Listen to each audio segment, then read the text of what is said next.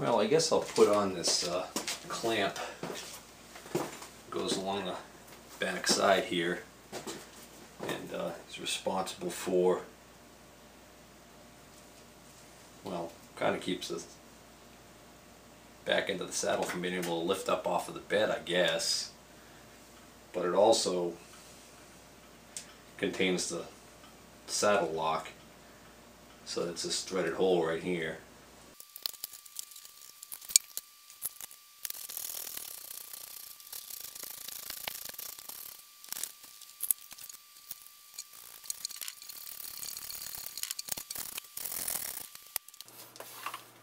Now here's the lockdown, carriage lockdown bolt. And so it seems to me when this goes through there, it threads into that hole, and then when you tighten it, it would pull that up and cause it to clamp. What I don't get is, I don't really get how this works, because you would think bolting it up the way I did would be clamping it enough, but it must have the ability to flex this whole thing just a little bit. I don't know, strange. In other words, right now I have all those bolts tight. So this should be, you would think, you might not want to move. Get the hand wheel. I actually haven't cleaned this up yet. This still has flash rust on it from this being stored out under the tarp over the winter, but don't worry about that. I'm not going to worry about that right now. See, it almost seems like that's locked. Unless something else is wrong here. Well, there's no lead screw in, so it can't be the lead screw that would be holding it right now. So I think those bolts can't be tightened down all the way like I have them. So that's kind of weird. Makes me think there's supposed to be some kind of spacer in there. Maybe that... No, that doesn't make sense either. Alright, so I'm just gonna loosen these all one turn. Alright, just loosen these all one turn. Yeah, that's it. Alright. What the heck is up with that?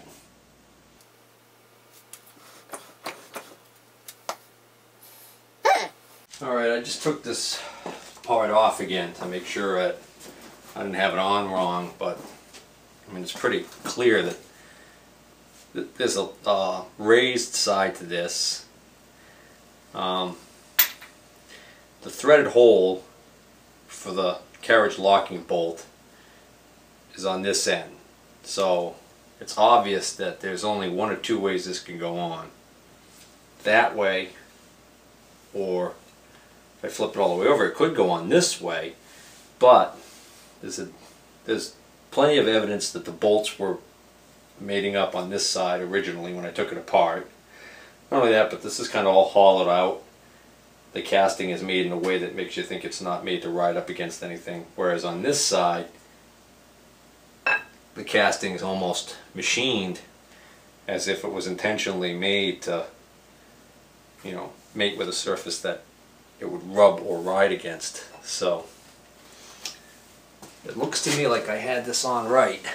So the thing is, for whatever reason, I'm going to have to leave these bolts a little loose to make this work correctly.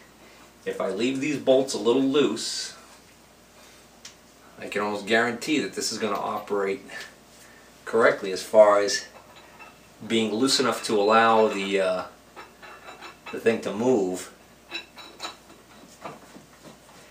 and then locking down that carriage bolt will pull this up into the full clamped position where it gets to a point where it's actually putting pressure on and clamping it. Doesn't seem right to me, but if I put any kind of spacer in there, then I'll be able to tighten these bolts down. But then the problem will be that then the carriage lock will not work. I certainly want that to work.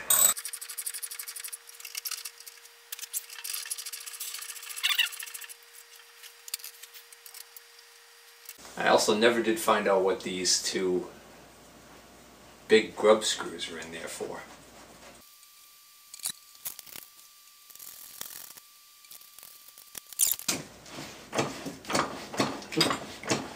And you can see that works fine. I don't have the ways fully oiled yet.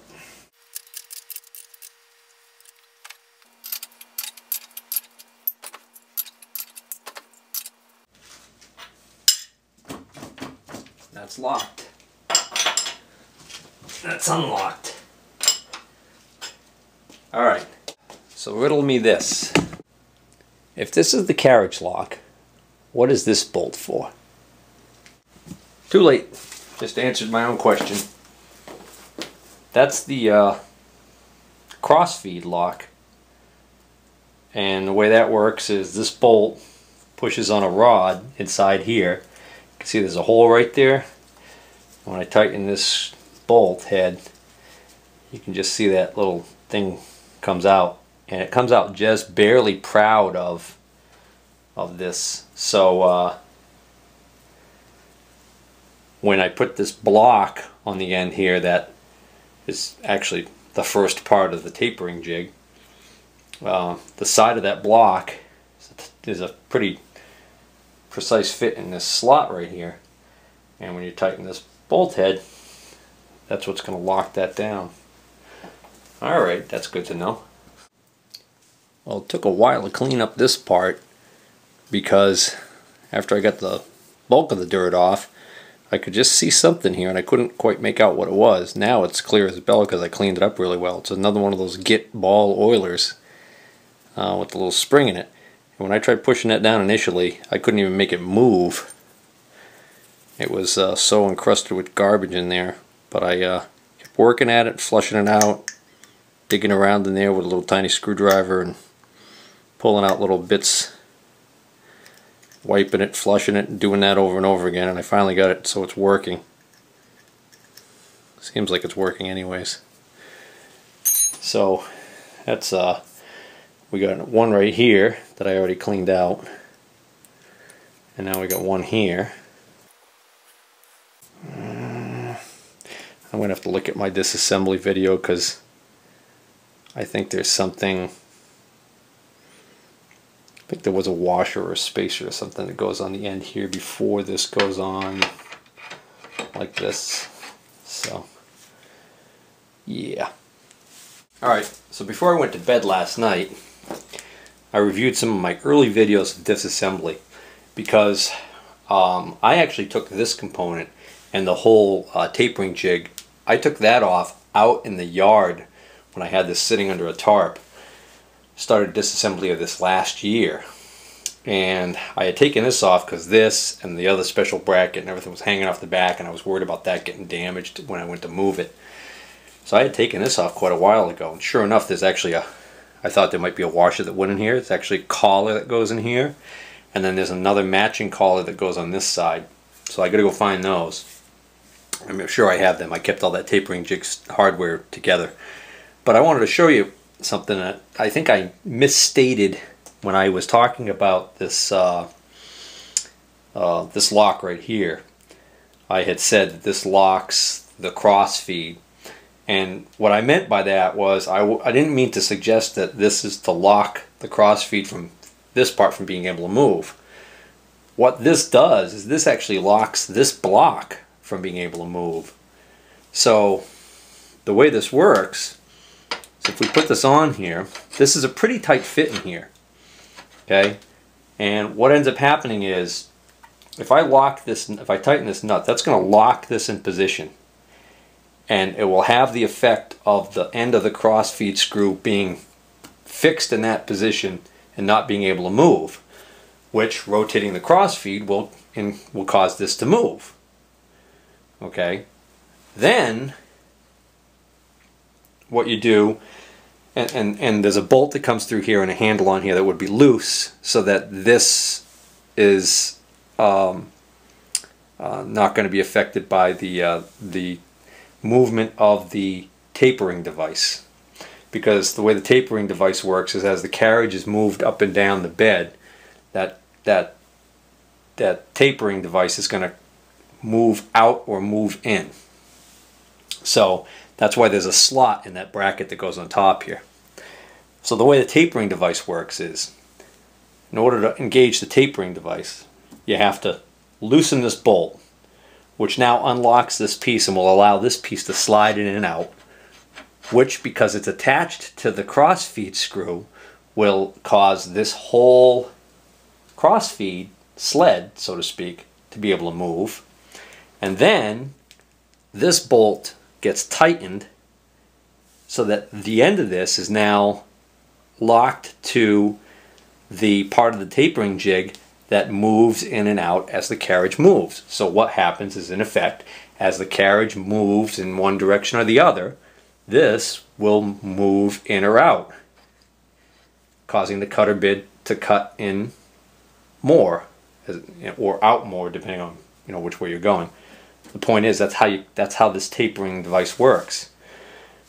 The reason why I'm mentioning all this is because I had to chuckle when I was watching the video of me last night, way back when. I think it's Vernon Lathe Part 4 or something like that, where I actually am trying to remove this part right here.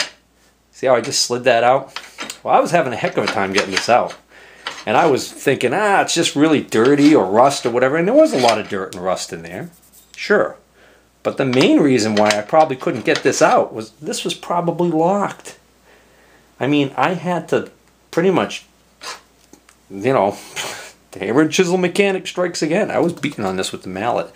Tapping on it, I should say, not beating on it, but to get it out. So, lesson learned there. There's actually even a witness mark here where you can see where this was locked. It's interesting to me that they're relying on, apparently that's a pretty good job that this does, friction-wise, keeping this from moving.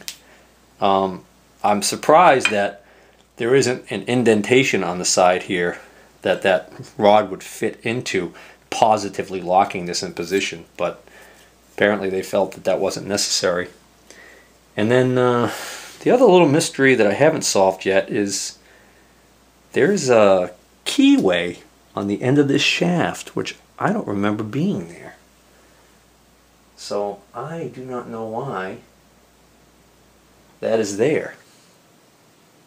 I don't think it's used, quite frankly. Well, I'm going to see if I can find those collars. Alright, so here are those two collars all cleaned up. So one collar goes on and acts kind of like a thrust bearing, I guess you might say. And you know what? There is a burr or something on the shaft that is stopping that from going any further. Let's see if this one... And that one goes on just fine. Alright. That sits on there like that.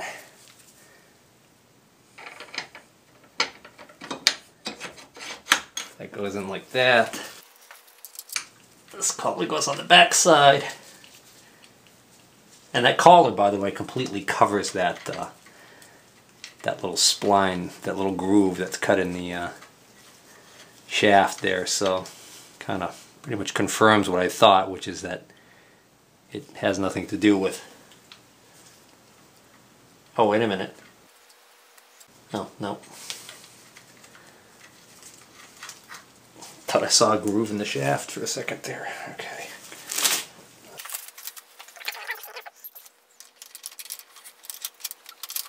It's like not enough clearance to get the socket in there. That's a bummer. Bet you if I use a shorter socket and an extension, 3/4 inch, I'll put a universal.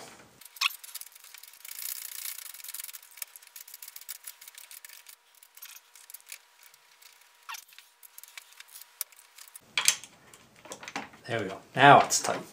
Okay. So, a little too tight. It's binding.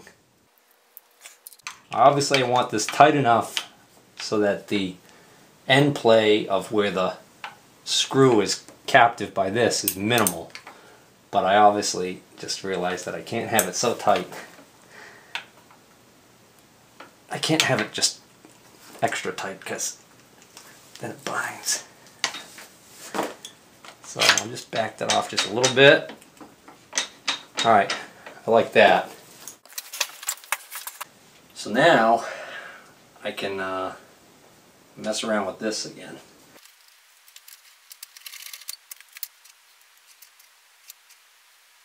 Judging from all the marks on the shaft right here, it looks like this screw, which is designed to allow me to make this collar, to adjust this collar back to 0 at any point. And the coloring of the discoloration of the metal, it looks like this collar was sitting right about here. This little doohickey here, I had just rotated it out of the way so I could get this piece on here. This should just rotate right back up into position. There we go.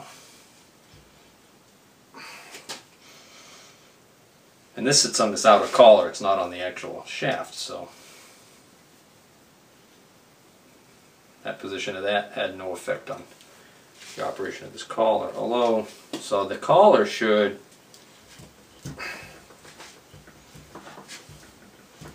technically, this should be up against this.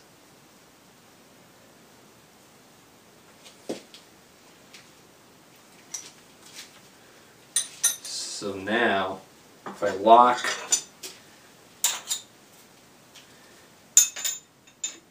the carriage. Alright, so now if I lock this, if I lock that, did it again. Did the same thing the other night. Dropped the darn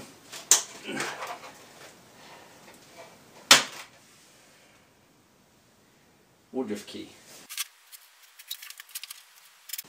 And that thing took a bounce. Got it!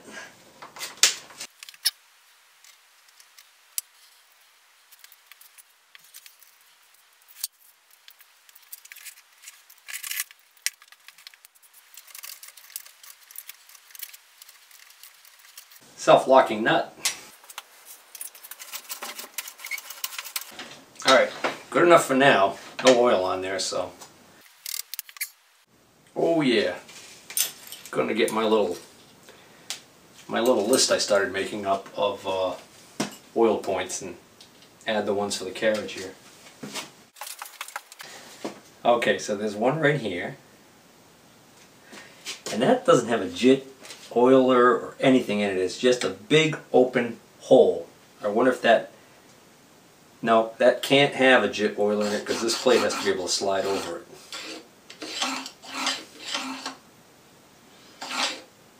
Okay, so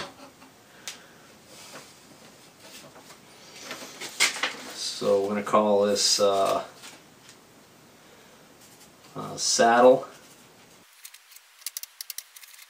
Hole under movable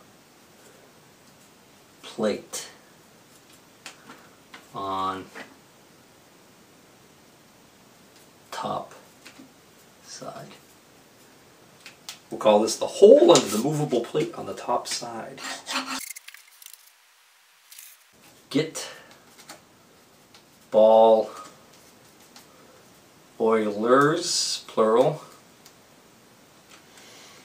One is on the rear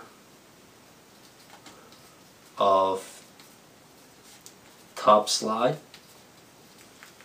here. Two is on the whatever this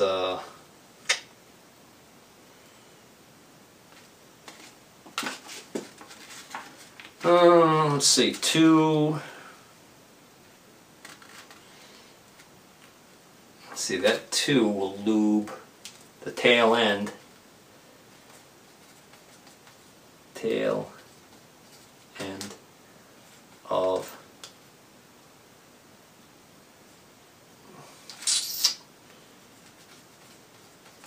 cross feed screw. Okay?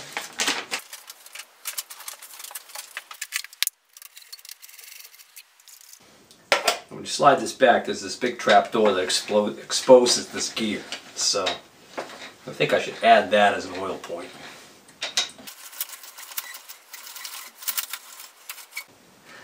Of course, there's the ways themselves.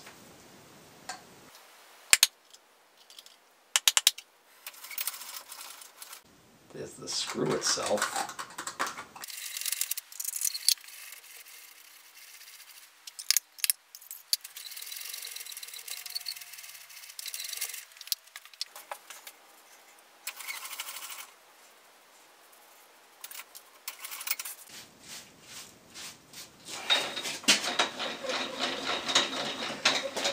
Good enough for now until I get some genuine honest to goodness whey oil.